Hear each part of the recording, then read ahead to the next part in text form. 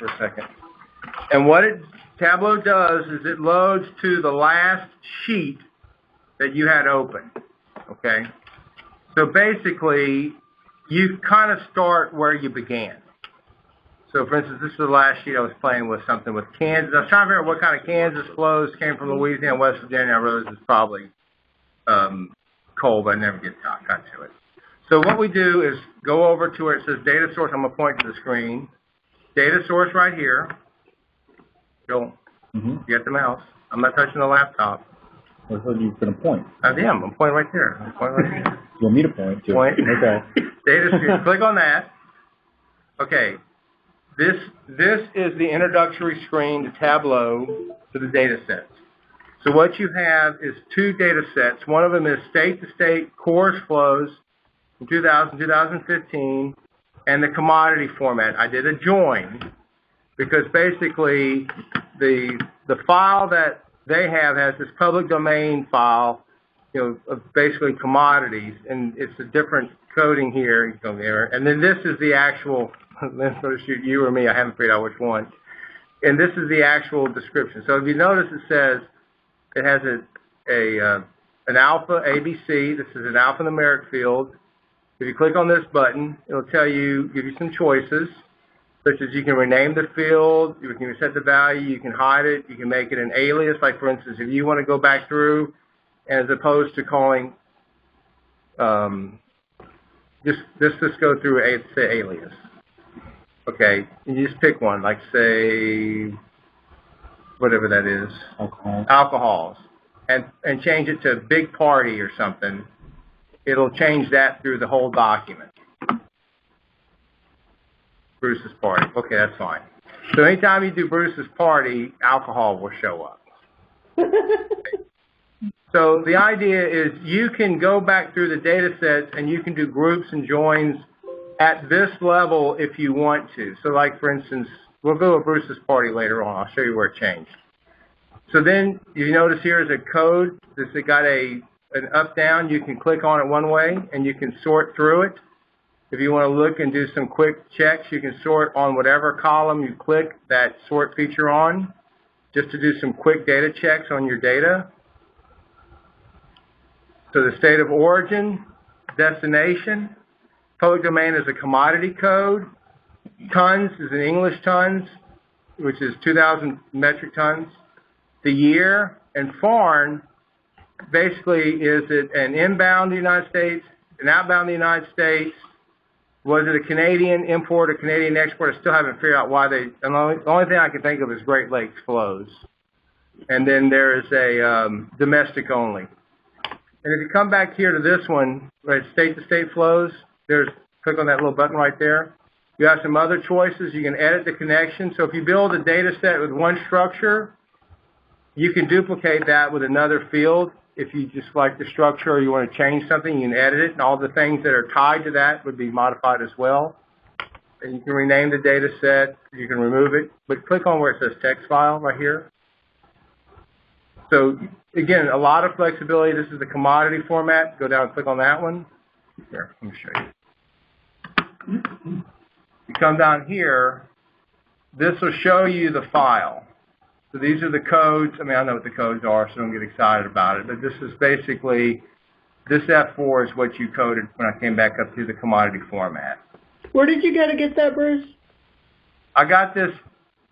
I went to the files. Oh, okay. And in files, those commodity format, and it's going to give you a little table, and it gives you a quick and dirty way of just looking at that particular data set. He's not letting Joel drive anymore. No, because I'll get back away. Okay, Joel's driving the car. So Joel says, wow, look at this great. I really always want to know everything I need to know about state-to-state core flows. And the reason I picked this data set is it's very easy, very few elements, not very complicated. So he goes to sheet 1. And sheet 1, basically what I did is I took all the commodities, and if you notice, Bruce's party shows up about halfway down. Keep going a little bit more, Joel. See, Bruce's party. Remember you changed the name on it? So if you say, okay, well, Bruce's party, and just go to that and do a right click on it, it's going to say keep only. So now we can see if Bruce's party got bigger or smaller over the years, just doing a quick comparison. And you say, well, I don't want to look at all of those years. Go up to year, up here, to this year, and hit that button. It's going to give you an edit filter.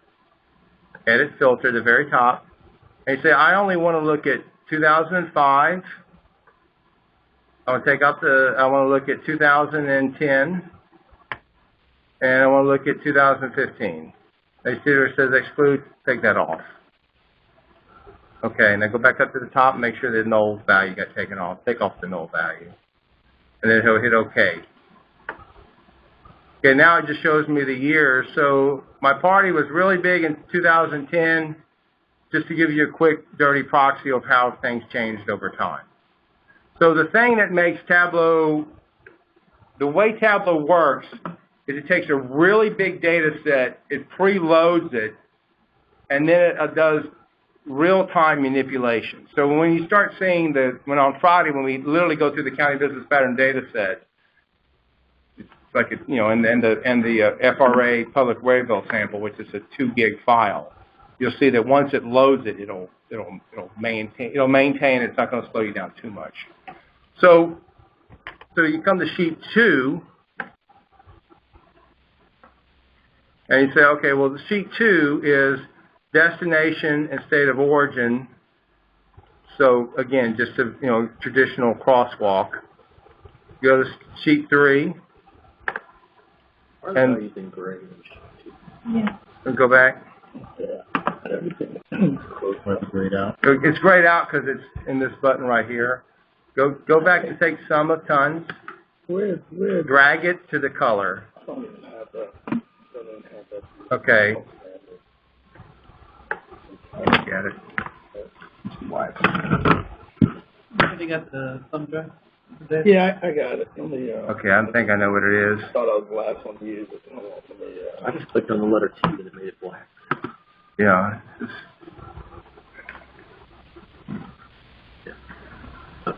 Yeah, what you did is you just put on the labels, text as labels. And then,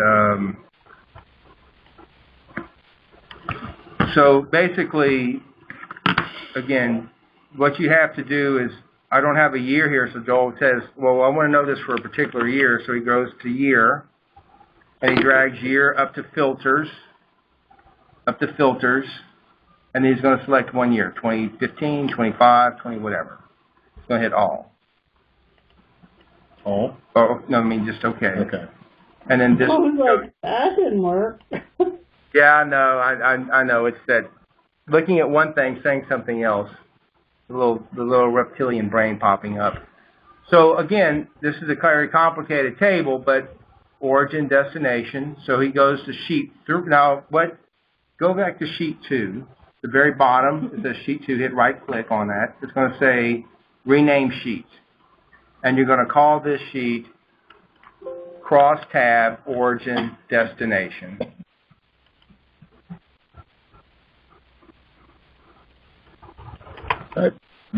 Yeah, so then you hit enter, and you notice it changed the title up here on the top of the sheet. So that as a way of going back to, you go back to sheet 1, you hit a right-click button. We need it next. You hit a right-click button, and you can call this one Bruce's Party, or you can call it Commodity, or whatever you want to do. By year? By year. Bruce, Okay. how do you restore this to the original view? Because here we are just showing Bruce's party. I'm sorry, I don't understand. Get all of the rest of Turn the the filter on. stuff to come back. Oh, just go to where it says the publication commodity. You go back to Bruce's Party. Mm-hmm. On the actual Bruce's Party, right-click. It's going to say keep only, exclude. Mm-hmm. So go back to where it says publication commodity in the filters. Click on that one. Edit filter. And just say select all and hit OK. Which file am I downloading this? It's the core, state, and The year filter's still on. the year's filter. That's Bruce. I'm sorry? I don't have the windows on the side. I only got the full data set. I don't Let me see where you're at. I'm trying to figure it out. Yeah. When I go to sheet one, there's nothing. Yeah. Oh, you're using the reader. Oh, so you see, you can't see the data. Right. You can only see all, like for instance, you can go through and modify it and say, okay, I just want to look at building stone, but they have the desktop.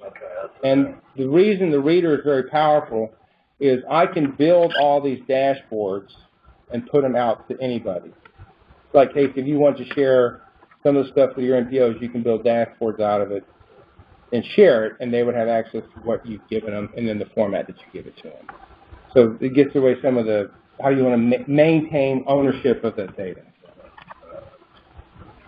So you're using Reader, you're using desktop.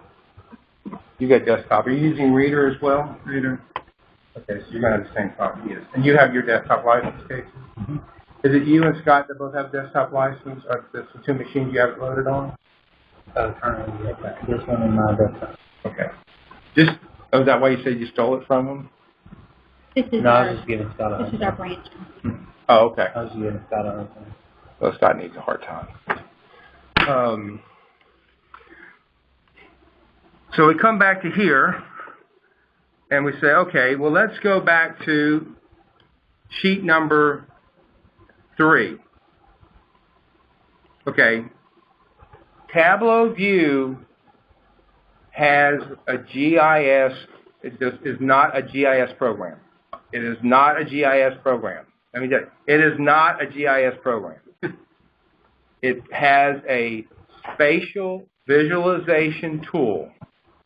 It is not a GIS program. I just make that very clear. So a lot of people look at this and say, oh, this could be a replacement for a GIS program. No, no, no. It is a GIS tool. So what I have here is a thematic map. And basically, as you go back through it, you see it says Alaska. Go to the filters. So I click on the filters and say Edit Filter. What filter do I have on here? Oh, Bruce's Party is done. Okay, hit OK. We don't want to know Bruce's Party, so you go back and clean that out. Okay. And you make that all commodities, or pick another commodity. With aluminum. Well, you have to, none, aluminum. Okay? And then these are all the states that receive shipments of aluminum. See the bottom? You go down. Right here, this is the destination state. Mm-hmm. So if I want to look at where the origins are, I would take that box and see where it says remove. I would remove it, and then I'd come over to the state of origin and drag it. Yeah. So all I did was replace the destination with the origin. You get it, Casey? Drag it into. I'm sorry, what? We probably originated a lot more. Well, this is aluminum. I can't remember. I think there was an aluminum nuggets. Was another one. Or aluminum, yeah, aluminum ore. So we had both of them together. Tennessee pops back in. Yes, well, that's because it's East Tennessee. So what you can do here is if you're interested in this, here, try not to touch it. Try not to drive the car. Okay, go to where it says analysis. It's going to give you a percentage of, and just a percentage of the table. That's what it is. And then so take that, and you go to here. Go to tons, mm-hmm. and drag it to label. The label. You drop it there, and that gives label. you. Label is. Oh, I found it. Found it. Yeah. So now you've got a percentage. Now, for the question in Kentucky, because of the way it overlaps, Joel is going to come up to that button right there, and he's going to select the zoom, and he's going to zoom into the middle part of the United States. And then all the labels show up. So now one of the things you might be running into, Casey, is you say, well, Was this shipment of origin from an import or an export perspective? Because we export a tremendous amount of aluminum out of the United States. So Joel is going to go to the foreign flag, see the foreign one, and you're going to drag it up to the filter. And he's going to say, well, I just want to look at domestic origins. Now hit OK. And basically, Louisiana pops up. You go, okay. And then you can say, well, I want to know about it. I don't know where the volume is. I don't know how much of that is rail or where your big aluminum markets are. I just ran the number, the percentage. I drug over the sum onto the table. Did you not get it, Casey? Yeah, I did the percentage of, and then I drug it over on top of it. Yeah, we don't have that. We've got none table, column Did you get it row. wrong? Did you see what I did? No. No, Travis is not even paying attention. I am at that point already. Here. That's it. The table. Yeah, we did. Just click it. Okay. Now go no. You're fine. You're fine. Now go to tons and drag tons onto the label. To right the box right here. Okay. Wow. So now you have the percentages. And then if you want to change the scale, for instance, you don't like the scale, Joel will go to the percentage of the total sum on the lower right hand, on the upper right hand side. And because Louisiana so skews the number, you go, is it really relevant for showing the other marks? And Legend? the format of the legend is just going to show you what colors and all that kind of stuff. Okay. So what happens is you're going to come back up to, go to color. I think it's one of these. Edit. And see how it gets you this automatic. So you say, well, I don't want to change. No. Well, you can change any color you like. Did you go to Florida State or Florida? West Florida. West Florida. What color? What the hell school is that? Argonaut. Okay. Well, what's their Division color? 2. Sounds like Alabama. It's pretty much it. What's their color? Green and blue diversion is close Okay, enough. good. Okay. Now go back. Wait, just black cat. You're worse than me. Go back to color, and you're going to click on Edit Colors. Okay. Now you see how Louisiana still pops up. You can say, well, I want to have a top and a bottom. So you do Stepped Color, and you say, okay, I see my scale. I only want to have 2 classifications, big or little. So you go to Color and just go down. 1, 2. And you say, okay, well, I want to have an advanced. And you can actually say, where do you want to start or where do you want to stop? So if you want the center to be everything that's over 10%, so you just click and you just type 0.1. So center be mean or Right. Okay. And so you hit OK. And you see everything that's still green, but the 2 that popped up are Louisiana and Alabama. So the thing that makes Tableau very useful is it's very customizable on the fly. And so now we go to sheet 4. And again, this is another one of these matrix. And you say, okay, what this is destination with the origins being Louisiana. So I can make comparisons of over this. You say, well, I don't want to look at 2001, 2002, just too long. Go back to year, filter. And you say, I don't want to look at, I don't know, pick 3 years, 2 years, no years, whatever you want to do. Just 2015? Okay, you hit OK, apply. And then this shows you Louisiana is the origin, the destinations. And you do the tonnage. And you say, well, how much stuff are we sending to Canada? So you go to Canada, California.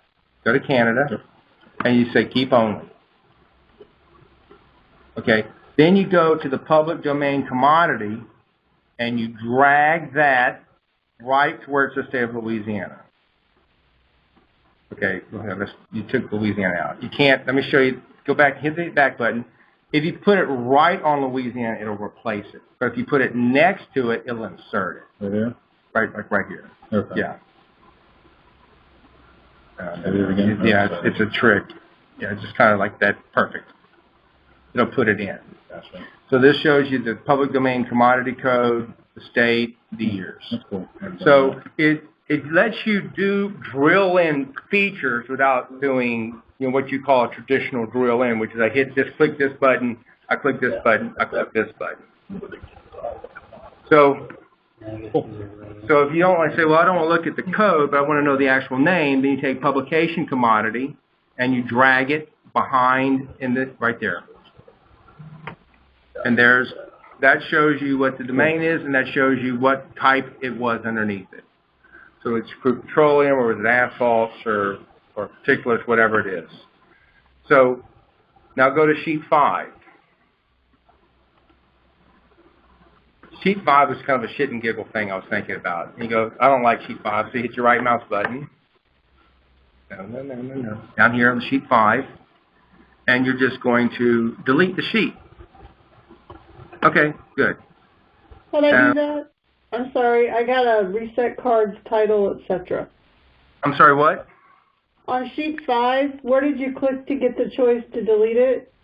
Go to the actual tab at the bottom of the page. Okay, got it. Found it. Okay. And sheet 6, whatever, just delete that one too. Okay. Oh crap, I gotta go. Bye. Bye, Cheryl.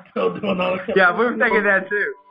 Okay, now what we're going to do is go to... Click back. Yeah, you can always click back. The back arrow is your friend. I don't care what you do, you will learn to love the back arrow. How many steps come to back? Just keeps going back. So it's just like the undo then. It's undo. It's exactly what it is. Until you save. Till you're safe, or till you realize. Okay, now let's look at this chart that Joel has on sheet 4. And so he says, okay, this is interesting. Go to this page right here. He's going to create a new sheet. On the bottom, there's 3 pieces. That's a sheet. That's a dashboard. That's a story. And I'll explain to you how all those work in just a second. So he's going to click on the new sheet. So think of a sheet as like this. This is sheet 1. This is sheet 2. This is sheet 3. A dashboard is I take sheet 1, 2, and 3, and I overlay them all at the same time.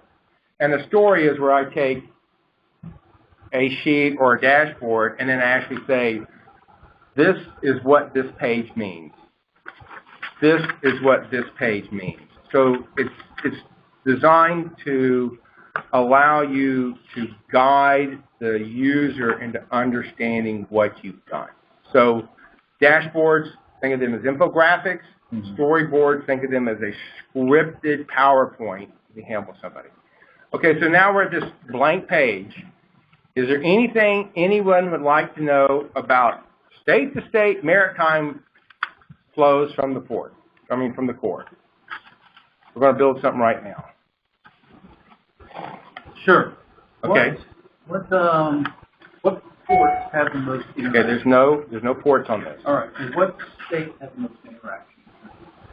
Okay, so he's going to click on, what you're going to do is going to click on state of origin.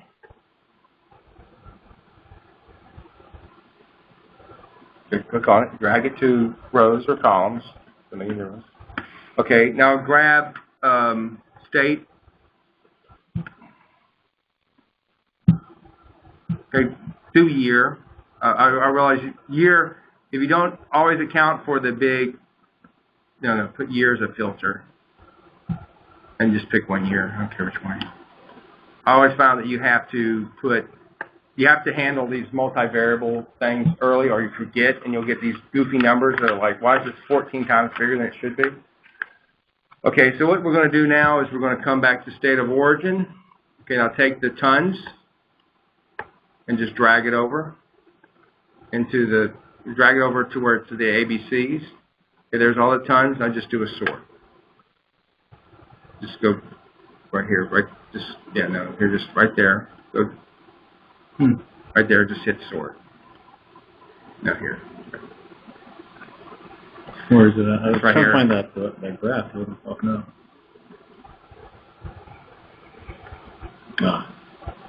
View data, great set. Now here, this is normal. It's just state of origin tons.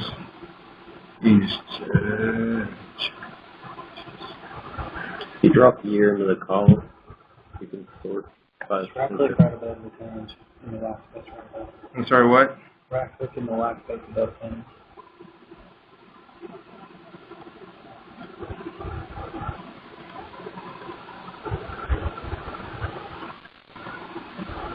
It was looking for a header. That's what it was Yeah. looking for. And foreign means it's from a foreign source. So Louisiana would be this one, and it would be the state of destination. The problem is by bringing it in as a column, it's going to give me what we saw earlier. So I bring it in as a row, and now what it does is it's going to give me that same thing, origin, destination. So what I normally do, I've been focusing on the data. So the question to your comment is I would take this table and then I would duplicate this by going to sheet 5. I do a duplicate table. And then as opposed to state of origin, I would just put this destination state on there. And I do the sort. And I get the same thing. And then I would come over here and do a dashboard. And I'd say sheet 5, sheet 6, except I didn't label them correctly.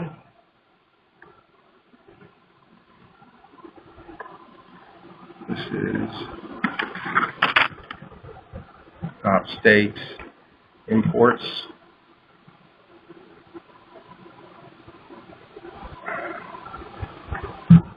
So for Louisiana,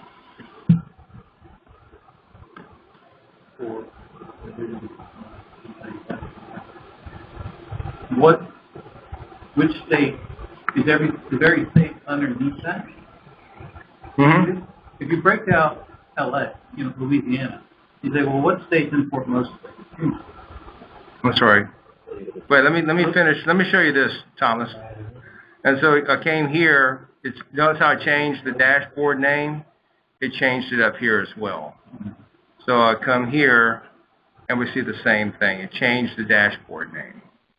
Okay, so what is your question now? You want to know what about So Louisiana? if you're isolating your state and you say, what state imports to me most, and which one do I export to? Okay, we just come back here, and which one you want to do? Louisiana. Okay. So Louisiana, keep only. And then I just change thing to make it easy. Do a sort.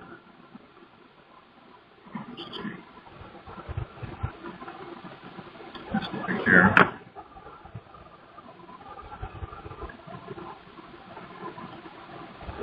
Illinois. No, that's all the grain. That's all the soybeans. Why is FO titled? That's Foreign, overseas. Okay.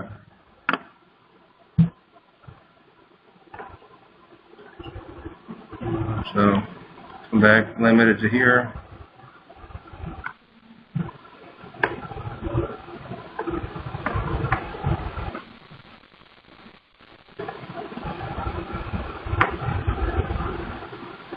Why did it give me all the same number? Oh, I know why.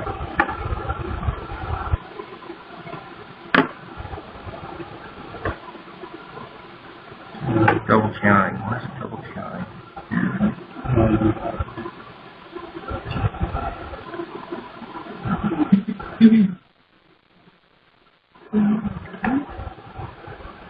Why am I getting double counting? That's enough for myself. No, it shouldn't be. I think I know what the issue is.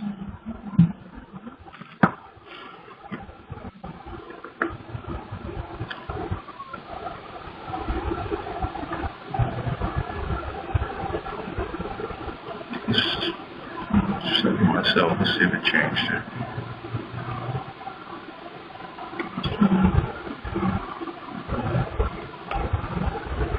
Yeah, it was duplicating it. It's the same problem, Travis, with the one-to-many join. I'll have to fix that.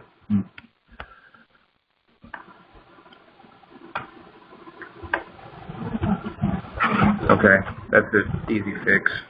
Okay, so basically it's Illinois, and we look through the thing, and 6168, which I know is grains. So, what's another thing you would like to see from a maritime? I don't know if it really answered your question or not, Thomas. See how all these are red? Because I realized that I had double counting, so when I took it out of the data set, it removed it from all the record shows it as red. And the way they call these, if you read in the Tableau view, each of these individual things are called pills. That's the row column pill, that's the row pill, the filter pill, the menu pill. That's what they call them. So I guess if you're like in the Matrix and you want the blue pill or the red pill. So, but is there another thing you'd like to see from a maritime perspective? No, yes? Okay. We're just going to close this one out. You can save, I'm not going to save the H because I know I have to redo this one. So now he's going to go to the population database. Click on this one. You go over to the population database.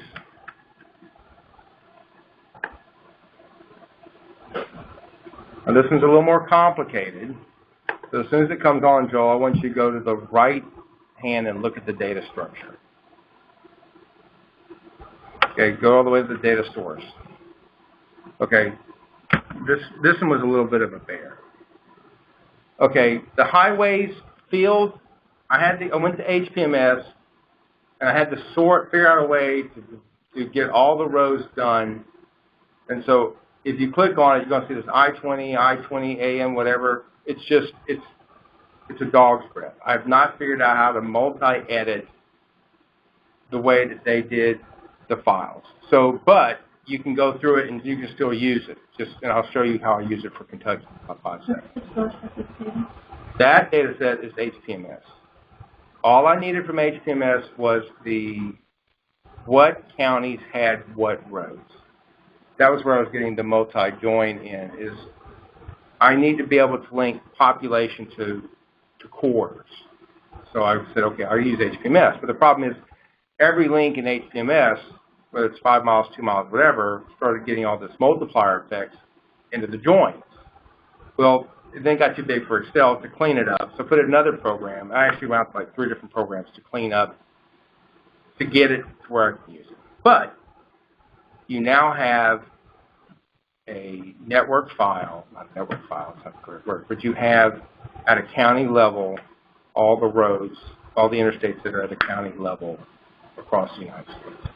So for what we're doing, it works. So I can have a population of every county that an interstate goes. No, every county. I have the population for every county, and I've also joined it to the HPMS data set. So if a county is not on the HPMS data set, that county information is still there. But she could, third question, she could filter by. But she could filter, and I will show you how I filtered by interstate borders. I was just trying to think of how it used it. Yeah, there's actually a lot more on this one than the other. Okay, so Joel, so the next one is F4, which is the disclaimer, so don't get excited about that one. There's nothing there. State name. I found for Tableau view the easiest way to geocode a state is a 2-digit postal code. Whether you're using FIPS, sometimes it would work, sometimes it wouldn't, but the 2-digit postal code seemed to always work the best. If you had the 2-digit postal code, the county name always seemed to work pretty well. If you use the FIPS and the county FIPS, it was always kind of hit and miss. The next one is the year. Go back over, so we go to year. Now, this year, I have another data set. I took it out. Actually, I hid it.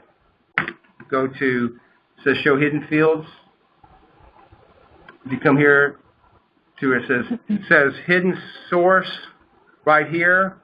This says whether or not this was a estimated field by the U.S. government or it was an actual census year upon which the number came up.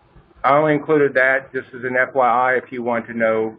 If you're, like for me, I always like, metadata is very important to me, so that's why I included it, so just close that out. Just go back to show hidden fields. I didn't even learn how to spell region, Reagan. Maybe that's that pirate thing coming back from Arkansas. So if you wanted to do a comparison of southeast, southwest, whatever, and I did a filter on ITTS, whether you want to look at the ITTS versus non-ITTS. This rural urban, click on the X, go back up, see that little triangle right there? Click on that triangle and it's going to add city alias.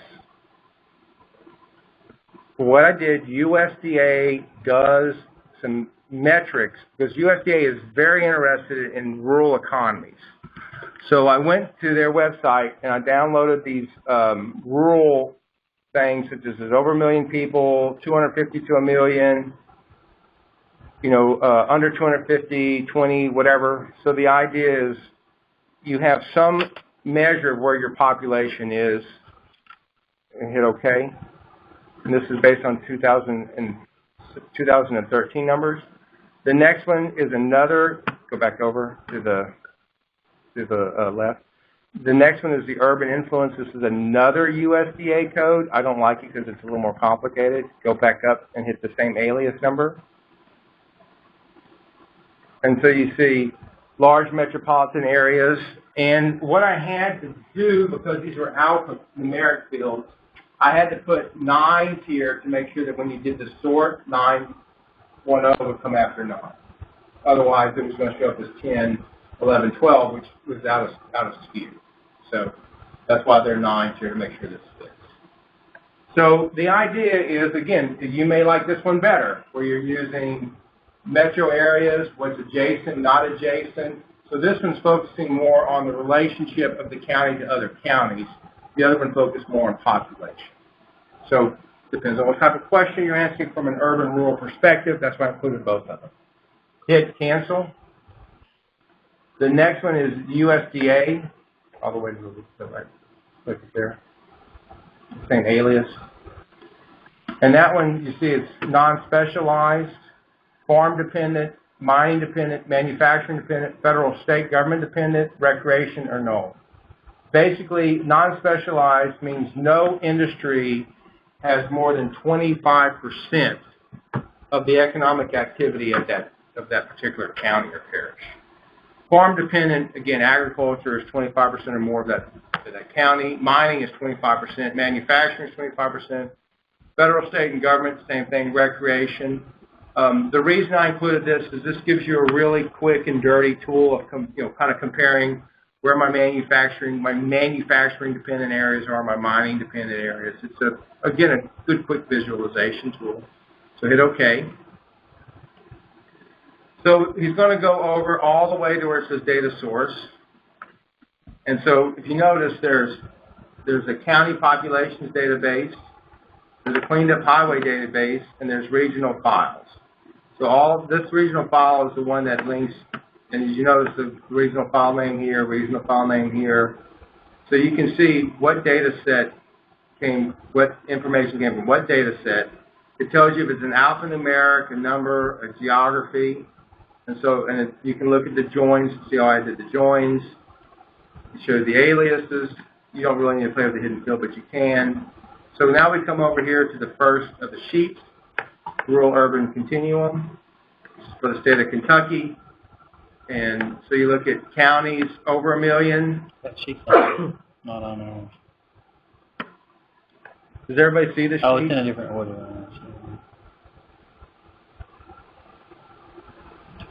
I can't see it. Oh, here.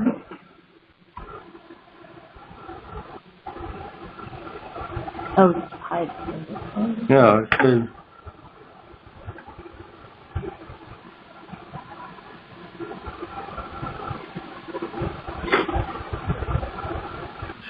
Shit, where is it?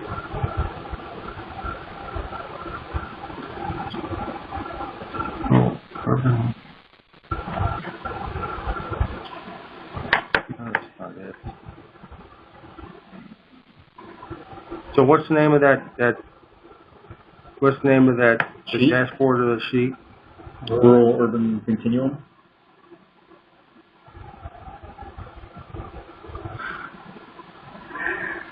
Okay. Okay, so everybody sees it. Now, no offense to the great Commonwealth of Kentucky, but if you want to change it to your own state, of course, Casey's already there, you go to select where it says state, and just click and say edit filter, and click your state, whether it be Louisiana, Arkansas, Florida, whatever. Okay, and again, the same thing. So if you go here, click on one of these boxes in the legend. Okay, you have only one county that's completely rural with less than 2,500 urban population, not adjacent to a metro area. That's the county. Huh? It's pretty rural. So he goes back to the other, the big counties. Miami and everybody in the North. Yeah. Yep. Well, yeah. Adjacent to each other. Million population or more. They just count it. Again. Did you see it for Louisiana? I know you talked to Arkansas about this. You're still playing around? Yeah, well, that's because I'm not to watch Casey. Can't do anything else. I'm glad Casey's on the bus on this side of the table. Okay. So now we come to the next one, changing rural urban counties. What's that? 2,500. 2,500 to 20,000. 20,000. That's And it's urban to a metro area. So you use this one if you're looking at, if you want to tie this to the MSA stuff, which we have, or you want to tie it to some other, I have the MSAs actually here. You can tie the MSAs to the layers as well. Mm-hmm. But the reason I focused on giving you two choices on the rural-urban question, because the guidance on the freight plan makes it very clear that there is a rural and an urban component that they want to see addressed. So I gave you some tools that you can choose how you want to look at rural-urban issues, either from a land use perspective, which is this one, or from a population perspective. I'm giving you some flexibility. Okay, the next one is go to change in rural urban. Okay, I just, again, same thing. This is the grand total of Kentucky, again, state Kentucky. See the year, get the filter, and then you can make this box bigger if you want to. And just drag the box over again. So you can kind of see. Now if you look over here, there's a legend. So the things that are red are things that declined between the previous years. So between 2014 and 2015, completely rural, less than 2,000 counties, they lost 2,000 people. They lost people here. So you can make a comparison to where there's a big growth in the big metro areas between 2005 2014, and it kind of trailed off. Actually, went out, but not as significant as the other years. So I don't know what's going on. Kentucky had such a big growth in that 2010 period in Lexington and Cincinnati. Maybe.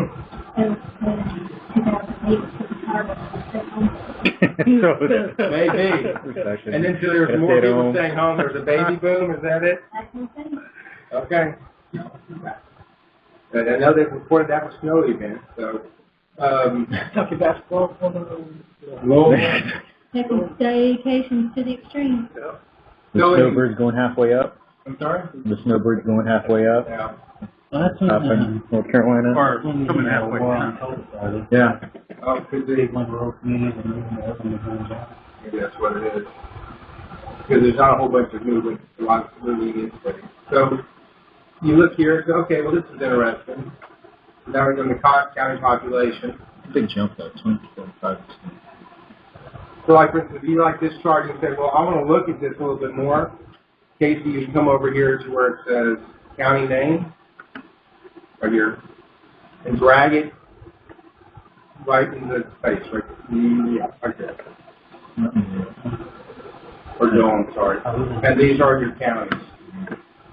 So you can see which one of the smaller counties, just go down, just go on the bottom of the page. Mm-hmm. You see which counties really took the big hit, and it's probably all these coal counties. But you said, huh? Where did you drop it? Right there. Yeah, right there. Like down there. There you go. But if you're really interested, then what you would do is, okay, go to, click on where it says completely rural. Just like, just say keep forward. Okay, now remove the year and just keep it 2015.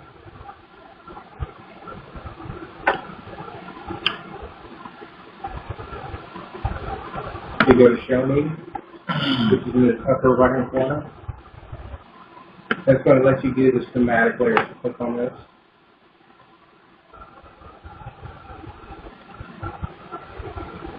Great. It's not great. It's all- pretty similar to this layer. Nope. Did y'all get it? Did you get the map? Thinking. Okay, so it shows which counties. Again, I'm assuming it's all in eastern Kentucky and some in western Kentucky. Pretty well settled. It had a little bit of an analysis. Okay. Maybe why it's so low. Well, no, it pretty much, when it runs, it runs. Ours had it. There you go. Okay. So basically what happens is, so now you go, okay, well this doesn't tell me anything. You can go back through and add, you can add a percentage change, or you can make a comparison between one year to the next, or whatever you want to do. But the idea is, as you see, you can start going through different elements. I didn't know they can just put a map on the table here.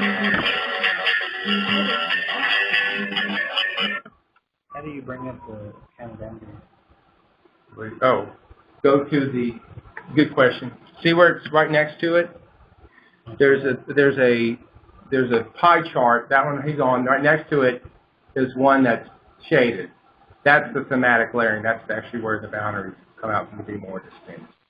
So on this one, you can make a comparison between 2000 and 2005, and you can make the pie chart for which one's gained or lost bigger.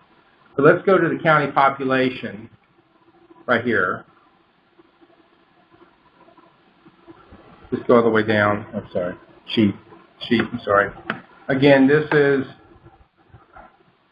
I took each county and I listed, what it is, and I sorted it by population. So, for instance, Pike County, make it bigger, I don't know, close to show me. So click on one of the counties, just the Kraken County or whatever, Pike County.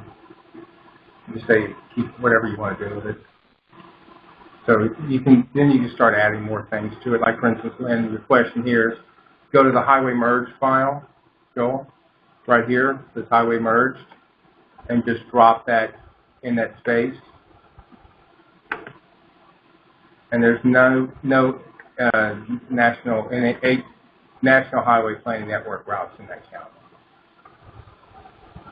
Apparently the HPMS, unless your HPMS submission is wrong, it's not in there. 2,500 residents? Probably not. Encore, not I don't know what Pike adjacent. County is. It's got way more than 2,500 residents. It's our biggest county. Pike County? US 23 runs that big. People only, some population 3 or 20. 16,000. Huh.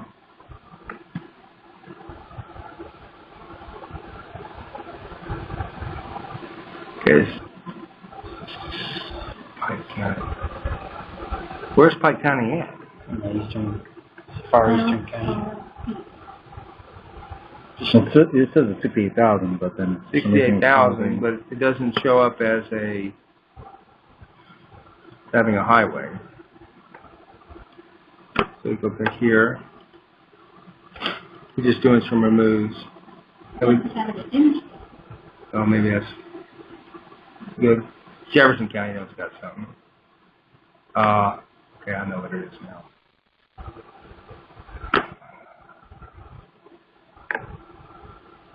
I have, in the back, I have a whole bunch of charts on the interstates. I'm just wondering if it's keeping them together. That looks like it.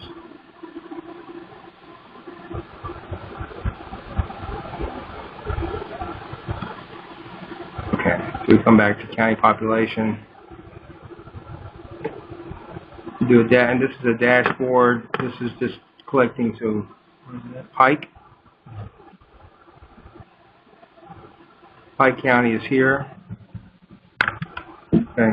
So, and I've not finished the dashboard, but just shows you that I can do. If I put Pike here and I code everything behind it, it'll show up. And then these are all the counties.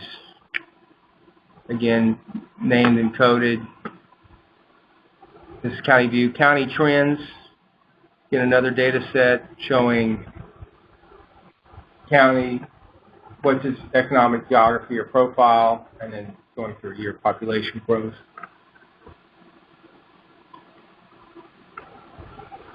And this is just a big matrix of each state with its population growth. So for instance, if I just wanted to highlight Kentucky, or I'm sorry, population. There it is, and I don't like that layout. I just simply replace it. There it is.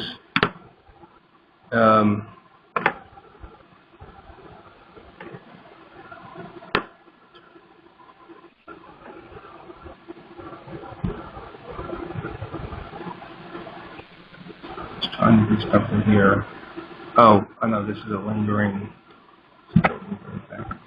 Okay, this basically, Lynn, this is what I had to wind up doing, is I had to say, I'm going to put a custom wildcard. I'm going to make all the text that has an I in it because of the way that I could not clean up the HPMS data set without beating my head into the wall.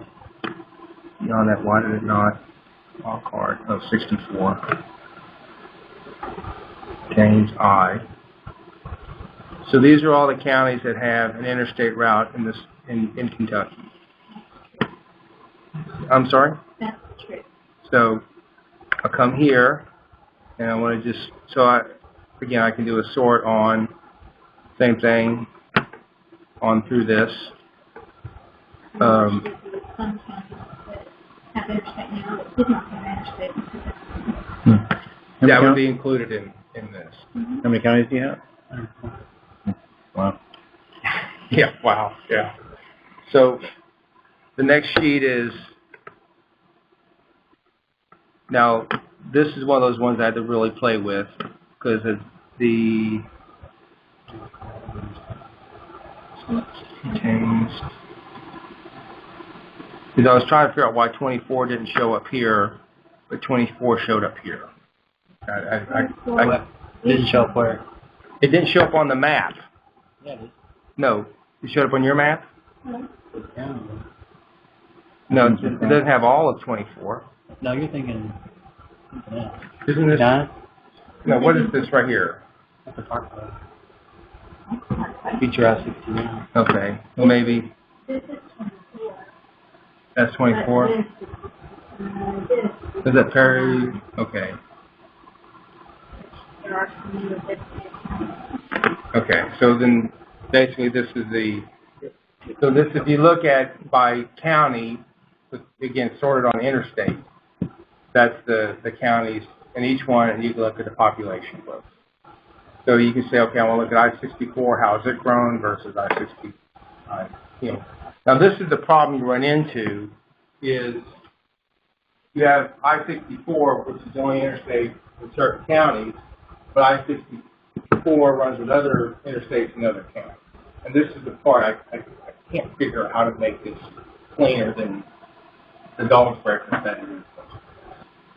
So anyway, so as long as you understand that if you do queries on 75 in the state of Kentucky, you'll get 75%. Or 75 in Georgia, you get 75. Or 75 across the whole United States. You just have to realize that it's not pretty, and there's just no way I can make it pretty. Unless I want to spend all my time physically going through each of these.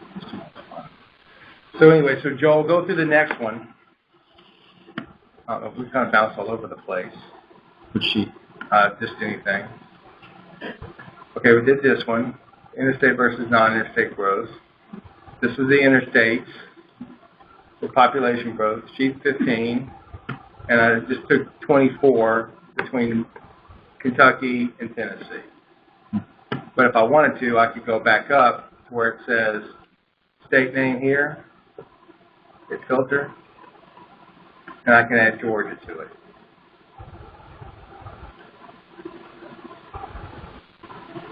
Go to Georgia? Yep. Well, any. A little part right through Chattanooga? Yeah. Yep, I've actually driven it before to go to the, Just like one exit. yeah. So basically if you go down, We go on. I mean, keep zooming like you're doing. Every now and then you have to be careful you get a remnant like this, whatever 24 this is. So just hit exclude.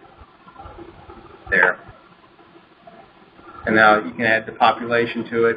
So it's actually shaded by population now. Or you can say, okay, I want to know which counties of these are manufacturing. Yeah, that's actually pretty good. You get your population there. Now go back to where it says urban, the U.S. Economic Development thing. Go back as you did. Go back, just hit the forward button. I'll take the economic development and just drive that to color. And so now you'll see which one's the predominant color or orange or whatever that is. What do you do whenever you add it to color? What does that actually? It gave you a second dimension. You come here, like he clicks on the ones that say manufacturing. Go to the upper corner right here. It's going to say manufacturing. Click on that one. So if you drop it inside, does it just make it bigger or smaller? It'll make it bigger or smaller. So now he's got a layer that says, oh, these are the more manufacturing dependent counties than the other counties. Mining. What is that? No, recreation. Recreation. And then that's what, Fort Campbell, I guess, up there somewhere. I don't have my. Which one? One of those is recreation. Trigg County. Trigg. Probably voting. So the idea is. That's your coloring. That was probably voting, but yeah. So you have a data set that gives you some tools to look at the urban population, rural population, and the interstate trends of your state. What I'm going to do on Friday is show you this added with the state GDP and the county business pattern data set. Because I wanted to show you this one before I throw you off in the deep end where you start putting population and jobs and GDP all in the same metrics. It gets crazy pretty fast. So the benefit of Tableau is if the data is right behind it and everything's integrated and everything is consistent, it's pretty easy to just point and click and drag things over. But it's the database that is really only as good as what you put into the back end. As Travis and I were talking about with the hyperfile. So, any questions on this particular data set, or is there any analysis you'd like to see done off it? Oh, let's do a dashboard. Okay, go to the dashboard button right here and just click on that and just take something you want to drag over. The economic development zones, county trends, and when you click on the button up here, to highlight it. Which one? Any of those, farm dependent, show you where the counties are. So, if you don't like that layout, you can drag one over the other and zoom it in and drag it and move it relationally. Now let's do a story. Come over here to the very left-hand corner. There's this little story box board. Okay, here, type a caption. And you say, welcome to the Commonwealth of Kentucky.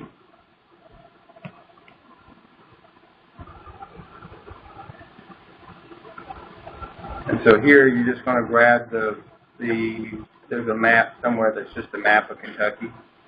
And which one is it? Didn't name it map. If you just drag the mouse over, it'll give the highlight. There it is. Right there, Pacific County Overview. So here's your counties. And say, oh, this is really cool. And you're going to add another sheet. So fill out the story. No. Just drag one on.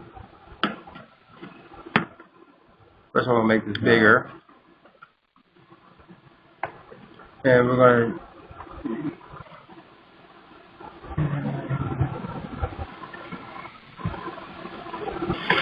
to the way that you're just supposed to click the next sheet.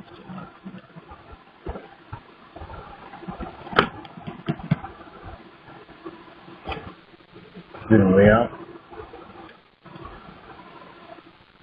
No. No. Show arrows. That's something I've done a few times before.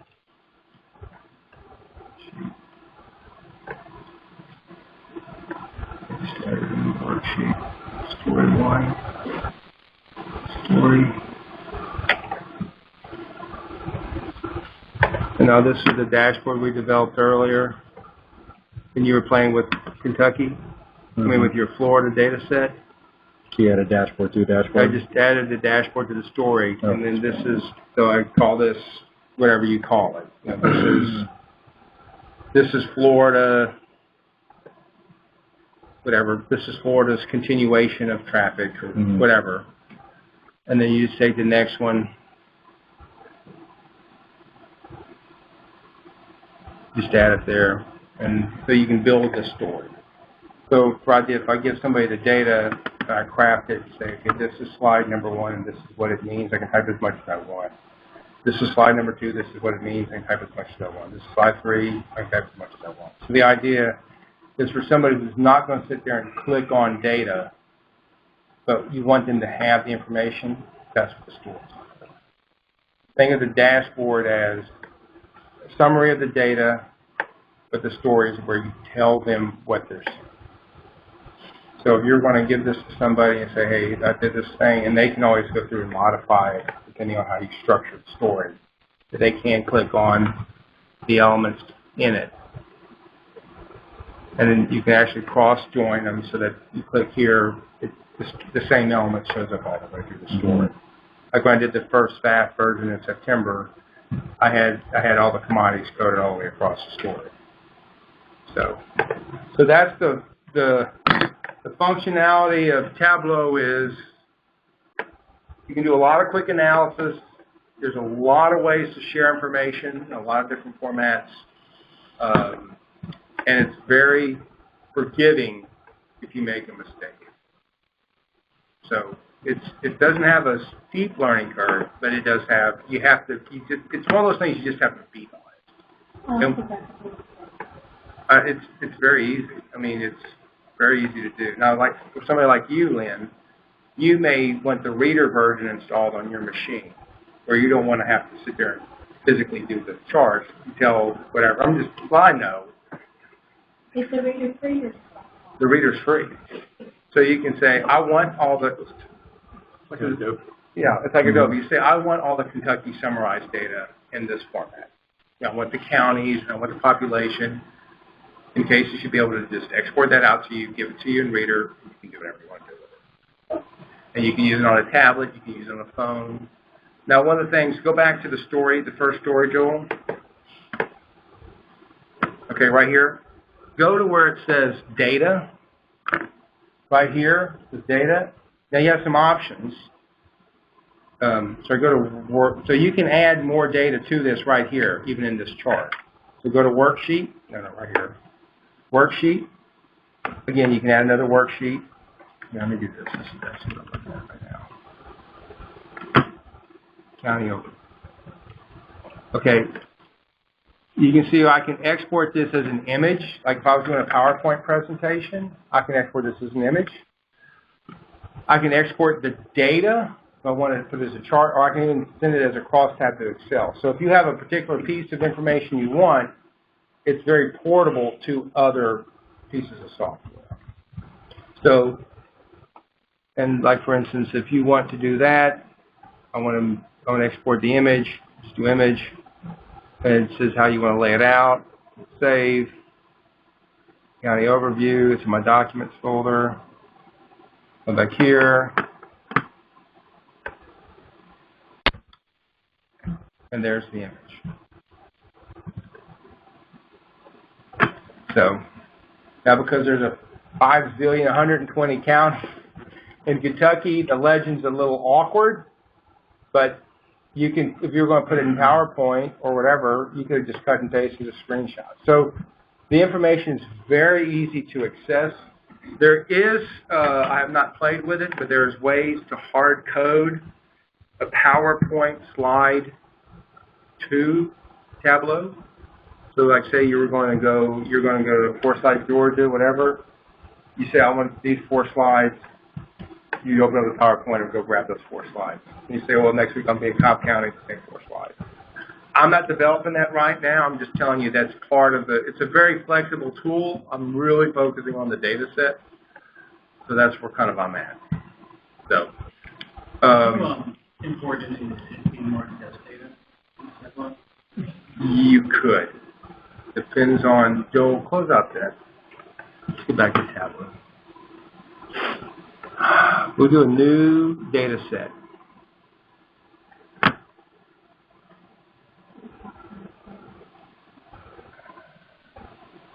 So we're going to look at new data source. These are all the options.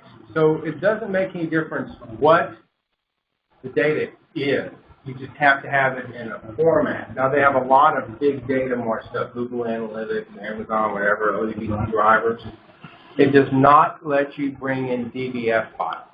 So if you're using a DBF file from like a legacy system or even from a GIS program, you still have to bring that into a PDF converter, which I wound up having to buy to do the conversion.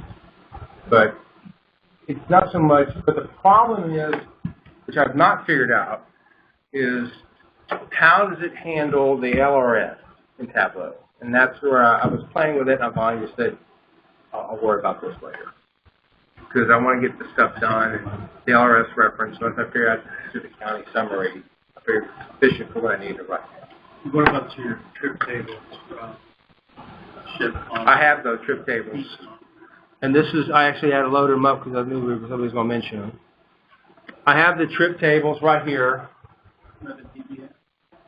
They were, but I converted them over to CSV. The problem I ran into is they use the FAF. This is actually legacy. This is Penn State code and Penn State counting. It doesn't match up with FIPS, so I have to run this through a filter to make it fit with FIPS. But I can do the trip tables at the county level more once I get the Penn State and the Penn County figures. Because I actually have to split the one out and have the other one. Huh? Another discussion. Well, yeah, I mean, it's again, another an hour worth of data work. But technically, yes, it's very doable to do the trip table at the county from the shift model. If you can link it to the LRS then you can have the whole CMS for that. If I could figure that out, I'd be very happy. And roads and highways as Well, well. I just figured that there's other data sets I need to be working on. You know, the LRS is not my number one priority. Should be a DOT link to RDS,